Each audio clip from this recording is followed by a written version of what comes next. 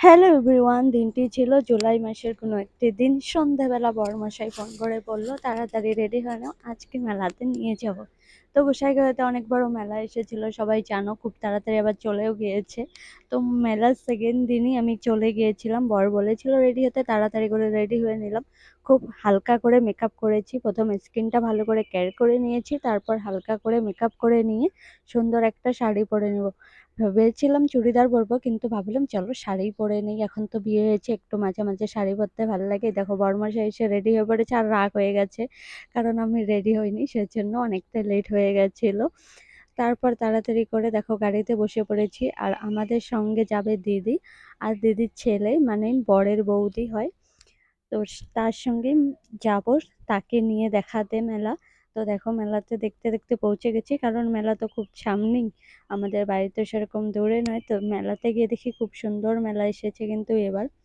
তারপর একটু ভালো করে ঘুরু করে নিলাম মেলাতে। মেলাতে কিন্তু আমি ট্রেনে উঠেছিলাম, আর এই প্রথম না, সেকেন্ড টাইম উঠেছি ট্রেনে। খুবই ভয় লেগেছিল প্রথম, কিন্তু তারপর খুব মজা লেগেছে, কারণ সেরকম ভয়ের কিছুই নেই। আর মেলাতে গিয়ে কিন্তু অনেক কিছু করেছি। তো এই যে দেখো গান দিয়ে বেলুন ফাটাই, সেটাও ফাটিয়েছি।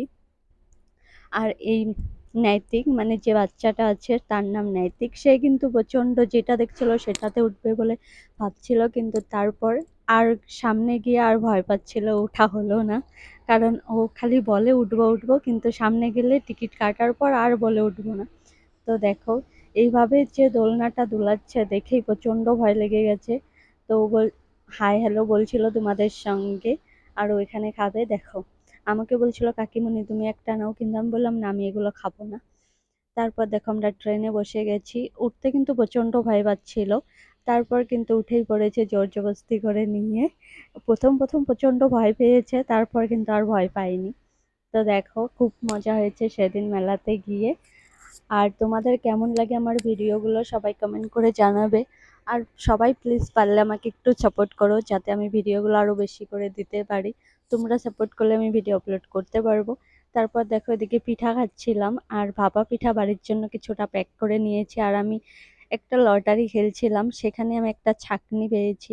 এদিকে দেখো স্পাইরাল পটেটো, যেটাও খেয়ে নিচ্ছিলাম, খুবই কিন্তু টেস্টি ছিল। শুধু মেলাতে খেতেই গিয়েছিলাম, কারণ অনেক কিছু খেয়েছি, চাউমিন, মোগলাই পরোটা, তারপর চিকেনের একটা কি বা হয় রোল, সেটাও খেয়েছি। আর দেখো এখানে স্পাইরাল পটেটো, ভাপা পিঠা, চাউমিন, মানে অনেক কিছুই খেয়েছি। তবে এগুলো খেতে কিন্তু সেরকম ভালো ছিল না, কারণ জানি না কেন, কিন্তু খারাপ ছিল বেশ।